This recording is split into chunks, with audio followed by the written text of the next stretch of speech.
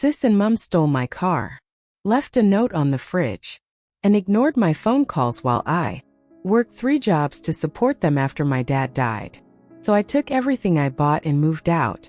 I am the eldest sibling in my family, and I have a younger sister called Kiki. Being the older one, I am the one who supported my family financially 4 years after my dad died.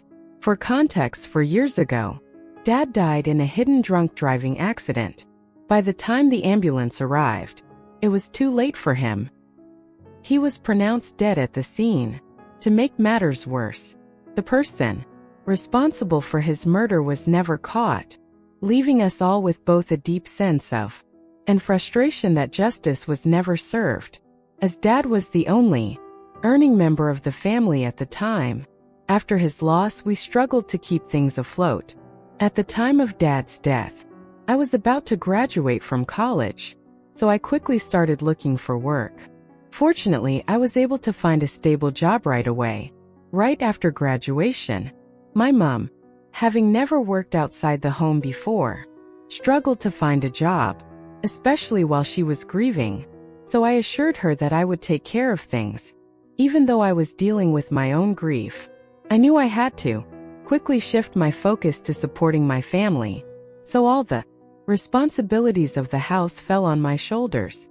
From a very young age, first, my salary was more than enough to support me, my mother and my sister, but as their expenses increased over time, I began to realize that I had to cover the household costs.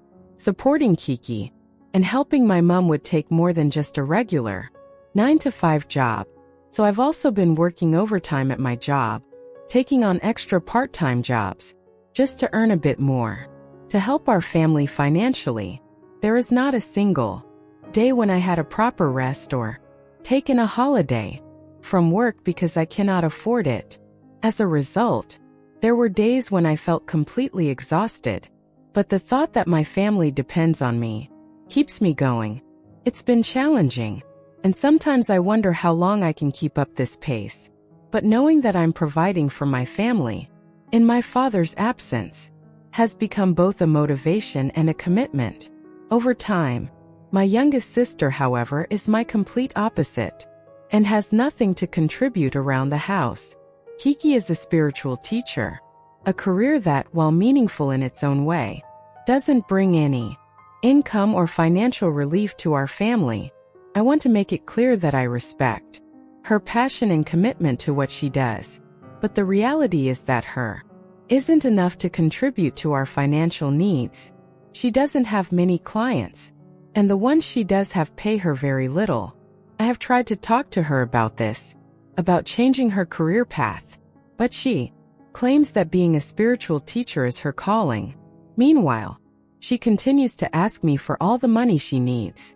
This difference in perspectives and responsibilities has led to frequent arguments between us. I didn't mind helping my sister when she was young, but now that she is older and grown up, I needed her to step up and at least use the money I gave her for a better purpose. For a better purpose, Kiki insists on buying only high-quality organic food, choosing to shop exclusively at an expensive organic store, where prices are almost double what they would be at a regular grocery store. And while I believe in healthy living, I don't think it's reasonable for them to make these choices at my expense, especially when there are more affordable options that wouldn't hurt my wallet as much. In addition, Kiki also insists on regular beauty treatments and manicures almost every other week. In fact, she demands that I pay her $300 or more for these services, sometimes including hair treatments. Whenever I try to put my foot down and say that I can't afford it, she says I can, funding her lifestyle. Kiki argues that as her elder sister, I should be helping her out as much as can instead of trying to control her. If I continue not to give her money, she will take her anger out on Mom. She will shout and complain to Mom about me, and sometimes even, she will steal the money I give Mom from her purse. This puts Mom in a difficult position. Often she is left without enough money to buy what she needs. Mom then has to come to me to ask for more money. In the end, everyone's burden falls on my shoulders. Our mother, who sees the situation from both sides, has tried to talk to Kiki on several occasions. It is gently suggested to her that Kiki to get a steady job or at least make some effort to contribute financially, even part-time, as she wishes to continue her spiritual practice. But despite these conversations, Kiki has shown no willingness to change or adjust her approach. Her insistence on living a lifestyle that doesn't fit with the reality of our family has only exacerbated the tension in our family. I have been left to carry this burden largely on my own now, which brings me to the latest incident and why I'm on Reddit today. Kiki had been seeing this guy who, as far as I could tell, was never the most reliable or trustworthy person. He basically liked to string my sister along, but never really publicly accepted her as his girlfriend. He also regularly hung out with a lot of other women behind Kiki's back. Eventually, my sister caught him red-handed with one of his so-called friends. When she confronted him, he argued that he had done nothing wrong and refused to apologize. As a result, their argument became intense and soon things got physical. Kiki, feeling deeply hurt and betrayed, ended up punching him in the face and even of his belongings around the room. She threatened to hurt him more than any other girl he was involved with. Things got out of control, to the point where neighbors heard the commotion and called the police. When the officers arrived, they saw that Kiki had been the one who'd been physically abusive, and because of the damage she'd caused and her physical assault on him, she was arrested. Fortunately, the man agreed not to press charges, and because it was her first offense, the officers agreed to let her go with a warning. I thought that going through something so dramatic might at least make them reflect on their actions and maybe for the better. But instead of any remorse or acknowledgement of the trouble she's caused everyone, Kiki remained completely unapologetic. In fact, she was adamant that she'd done the right thing. She openly stated that she had no regrets about how she had handled the situation. She saw her actions as justified in the circumstances. Since her split, Kiki has done little but sulk around the house, using the breakup as an excuse to avoid any kind of responsibility. Instead of growing up or trying to move forward, she has slipped deeper into a reckless lifestyle. Most days she goes out with her friends to various pubs. She comes back late at night completely drunk, and more often than not, she brings strangers home with her. I've tried to talk to her, hoping that talking to her might help her to see the damage she's doing to herself and the chaos she's into our lives, but she just won't listen. She dismisses my concerns as if I'm the one overreacting. This week, my mom pulled me aside to talk about Kiki. My sister was out at the time, so Mom and I were free to talk about her. Mom started to tell me how she was starting to worry about Kiki, really worried about Kiki. She shared that she'd recently discovered that Kiki had been using drugs. This came as a surprise, because I thought my sister only ever got drunk or smoked weed, because knowing that she had started using drugs was scary. It also made sense why my sister had been asked me for more money every week. Mom went on to say that Kiki self-destructive behavior could spiral further out of control, and felt that we needed to step in and intervene before things got worse for her. I agreed and suggested that perhaps it was time to get Kiki some professional help. Maybe we could look into rehab, a counselor, or even therapy, someone who might be able to reach her in a way that we clearly hadn't been able to. After all, no amount of talking seems to make any difference, and every attempt we've made to reach her so far has ended in arguments or dismissive responses. However, my mother argued that she didn't want her daughter's care to be in the hands of a stranger. She felt very strongly that as her family, It was our responsibility to support Kiki in any way we could. She then surprised me by mentioning that, after finding out about my sister's drug use, she had done some research of her own and had found the perfect luxury spa retreat where she thought she could take Kiki for a week. This retreat allowed each participant to bring a companion, and Mom felt that it would give her the opportunity to spend time with Kiki in a therapeutic environment. I was taken aback by this idea, not only because it seemed unnecessary, but also because I couldn't see how we could afford it. With my income, after paying all our bills and family expenses, there's rarely anything left over, and going to a luxury retreat was out of the question.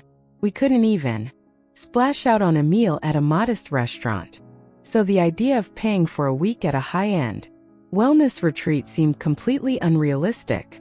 When I asked how we could possibly afford it, Mom gently reminded me that she knew I'd been saving up for a used car for months. She then suggested that perhaps I could use that money to send her and Kiki to the retreat instead. I felt a mixture of shock and frustration. I'd been diligently saving money for this car because it was essential to my daily routine. My commute is currently almost 3 hours each way, and having a car would drastically reduce that. Buying a car was something I needed to help me manage my time better and reduce the exhaustion that comes with my long commute. Besides, it wasn't just about me. Having a car would benefit us all. It would allow us to the cost and inconvenience of public transport, Uber and other options we rely on. I explained this to my mom and pointed out that this car was an investment in our future stability and would ultimately help our family. So I told her that I wasn't going to spend my hard-earned savings for my sister. But Mom was adamant, saying that Kiki needed the experience more than I needed the car, and that we couldn't stand by and do nothing for her. She expressed her deep fear of losing another loved one, especially after Dad's death, and was convinced that a retreat could be transformative for Kiki. I pointed out to my mother that a more reasonable alternative would be to find a counselor or therapist locally who could work with Kiki on a regular basis to address her emotional and mental health. That way, we wouldn't have to spend such a significant amount of money on a retreat where Kiki might end up relaxing rather than the issue she needs to address. I assured Mom that I would research options and find a reputable counselor for Kiki by the end of the week. I suggested to Mom that all she needed to do was have a heart-to-heart talk with Kiki and just encourage my sister to try counseling. Since Kiki often ignores my suggestions, my mom didn't argue with me much after that, so I thought she had finally to see my point of view. So you can imagine my utter shock and anger when I came home last night, exhausted from work, only to find the house empty early. Usually, when I walk in, Mom was either watching TV or reading one of her books. I called out for both Kiki and Mom, hoping they'd come out from somewhere. But the house was empty. No answer, no sign of anyone. I thought maybe they were out shopping or something. I went into the kitchen and noticed a note taped to the fridge, written in my mother's familiar handwriting. I pulled it off the fridge and read her message. "Sorry we couldn't wait for you. Kiki and I are on our way to the luxury retreat. I know you're going to be upset, but honestly, money can always be made back. But your sister's mental health comes first. We'll see you in a week." I stood there, staring at the note, unable to fully process what I had read. Overwhelmed with fear and disbelief, I ran to my computer and logged on to my bank account. Mom had access to my bank account, and when I looked at my balance, a feeling of shock came over me. Mom had withdrawn all my savings. Every dollar I had carefully put away for months had been completely wiped out. The fact that my own mother could do something so despicable to me left me feeling both betrayed and helpless. I couldn't hold back the tears. I just sat there and stared at the screen, sobbing in disbelief and frustration. How could she take the money I had worked so hard to save? Money that was supposed to make my life easier, and use it to fund a luxurious retreat with my ungrateful sister? All I could see was that simple note on the fridge, saying that money can always be earned back. How could she say that? Even though, when I was the only one actually earning anything around the house, Mom didn't work. Kiki didn't contribute. I was the one sacrificing my time, my energy, and my future, all to keep us afloat. And now, after all that, they had taken my hard-earned money for a holiday. I never agreed to this, and left me with the full weight of responsibility. Since then I've left Mom several angry voicemails, trying to make her how deeply she had hurt me, but she hasn't returned a single call. Instead, she has chosen to ignore my attempts to reach her. She knows I'm upset but has chosen to avoid confronting the situation. As for Kiki, the only response I've received from her has been a single angry text, a wink emoji. A wink. No apology, no explanation. Just a smug little emoji, as if to say she couldn't care less about the pain I feel. This whole situation has left me feeling betrayed, unsupported, and completely alone in a family I have done nothing but sacrifice for. I am so angry, Reddit Ida, for being angry at my mom and sister, for doing this to me. Am I overreacting? Thank you all for your comments. Really made me think. I completely agree. My mom and sister have taken advantage of my willingness. Please let me explain. When Dad died, I was devastated. In that grief, I felt this immense responsibility to take care of our family. I was the only one with a job, and somehow I convinced myself that it was my duty to make sure that we were financially okay, even if it meant taking on more than my fair share. It was almost as if I believed that providing for them would somehow fill the void left by Dad's absence. At the time, I was so focused on keeping us all afloat that I didn't notice how little effort they were making to support me or themselves. But now, after everything that's happened, it's become painfully clear that things have gone far too far. Losing my savings in this way has been a real wake-up call, and it's made me realize that I have been taken for granted. Mom and Kiki seem to assume that I'll always be there to pick up the pieces. But what about my own life? I work myself to the bone while they go on living without contributing financially or even gratitude for my sacrifices. Everyone tells me I should report my mother to the police. I don't want to do that. As angry and disappointed as I am with her, I don't want her to end up in prison. Instead, I've decided to give her an even harsher consequence by moving out of the house. I could have done this years ago, but I stayed with Mom and Kiki all these years because I felt they needed me.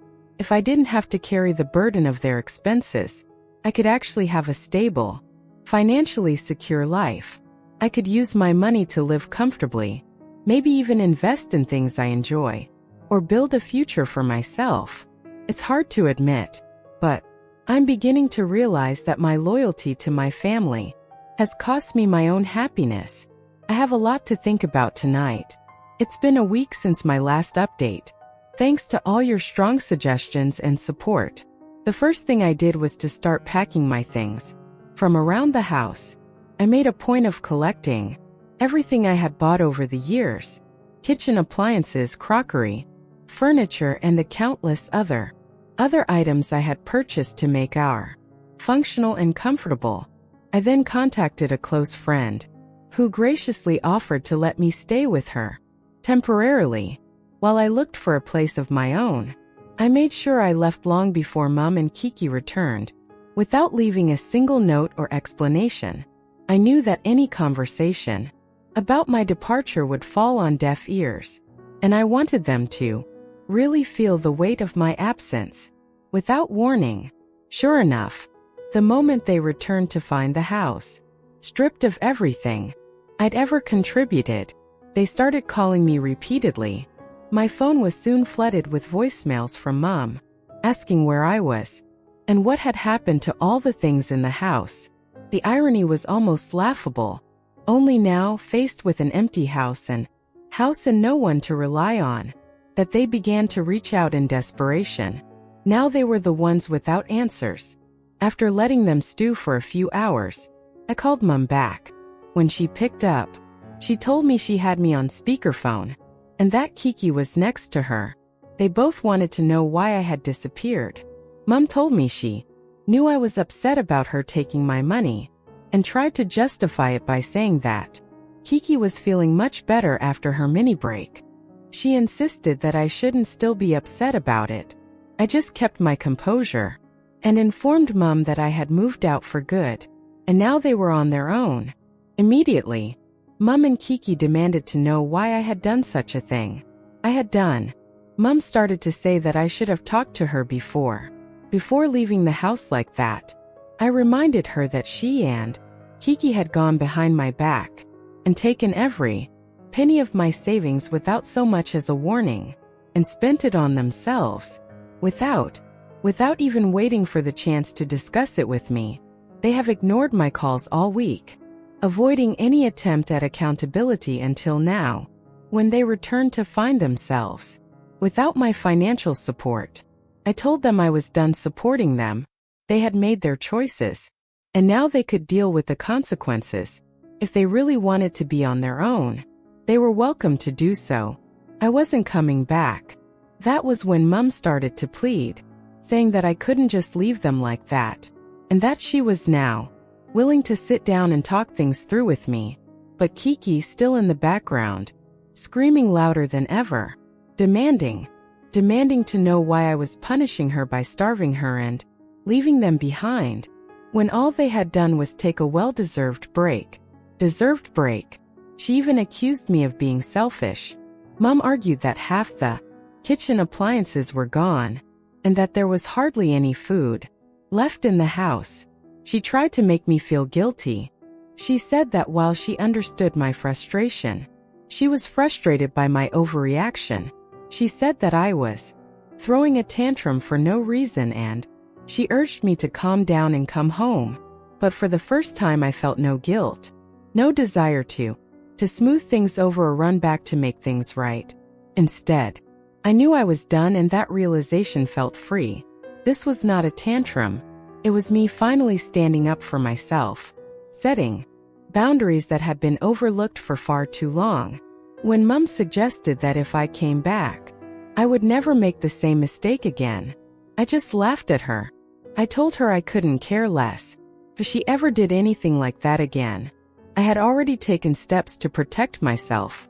I had taken away her access to my bank account. I wasn't going to send her any more money either, or bail them out. They were on their own now. I told her that they still had the house that Dad had paid for, and if they really wanted to stay afloat, they needed to get jobs immediately and start taking responsibility.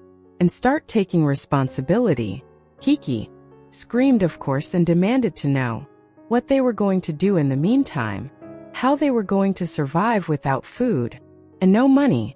Mom, angry and desperate, they started shouting at me too. She called me selfish and stubborn, but I wasn't having it. I'd heard all the guilt trips before.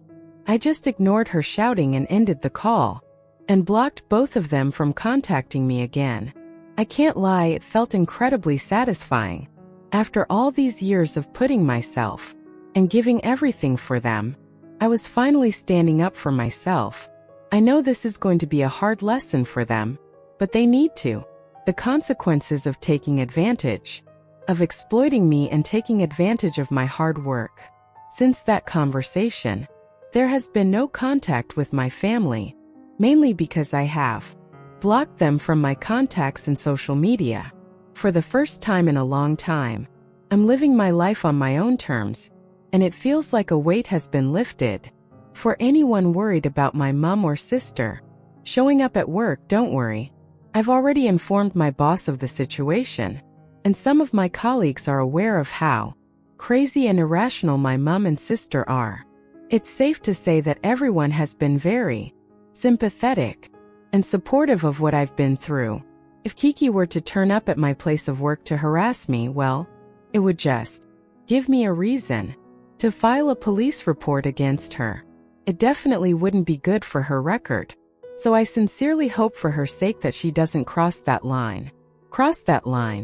As for how my mom and Kiki are going to survive without food or money, I honestly don't know. And at this point I really don't care.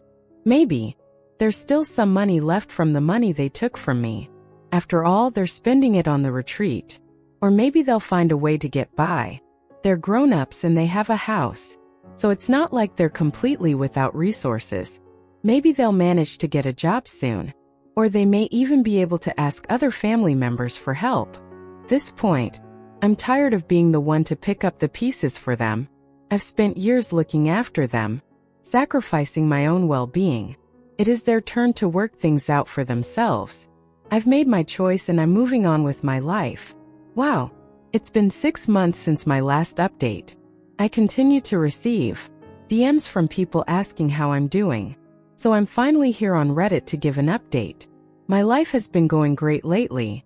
I finally moved into my own flat. After months of saving money while living with my boyfriend. It's not a big place, but it's mine and that's all that matters right now.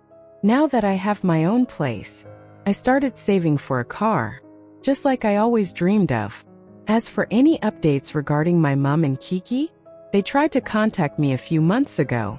They turned up at my office one late night. I'll admit I was a bit shaken to see them there. My mom looked absolutely exhausted. Her eyes were sunken. She looked like she hadn't slept in days. It was clear that she had been through a lot. She ran straight into my arms and started to cry. She begged me to take her home. I wanted to feel sorry for her, but I stood firm. I told her no. I couldn't go back to that environment. When my mother heard this, she continued to cry. It was as if she couldn't even understand what I was saying. Kiki, of course, immediately started to blame me for leaving her, and told me how difficult her life had been, as if it was all my fault. She insisted that I needed to stop playing around and come back home, as she had already learned their lesson. Kiki even claimed that she was now ready to get a job and earn some real money, just like I had wanted her to. Mom then tried to play the emotional card, saying Dad would be disappointed in me for letting her down, and that he would have wanted us to stay together. I replied calmly, but firmly that I believed Dad would actually be proud of me for cutting my losses and walking away. I wasn't going to let them drag me down anymore. I told them how much better my life had become without them without constantly being asked for money or trying to save them from their own choices. I continued to tell them it was wrong for them to just show up at my office like this, without any respect for my boundaries. I had explicitly cut them off, so this was not okay. They couldn't force me to go home with them if I didn't want to. I warned them that if they did it again, I would call the police. I wasn't going to let them manipulate me again into a situation where I was taken for granted. In the end, she and Mom reluctantly left. But even as they left, Kiki begged me to give her a few $100s for the last time, but I refused. That was the last time I saw her in person. After that encounter, there's been no further contact from them. Since then, I've heard from my old neighborhood that Kiki still hasn't found a proper job, while Mom is the one who works in a local diner and bringing in all the money. It breaks my heart, honestly, that my sister is so cruel to make our poor mother work for her. Also, Kiki made her current boyfriend move in with her. Apparently this guy has a job and isn't like a freeloader, so I guess he's helping out with things. If he's helping out, at least they have some stability now. Anyway, this will be my last update about my family. I've made a lot of effort to heal and move on after leaving home, so I'm going to choose not to talk about them anymore.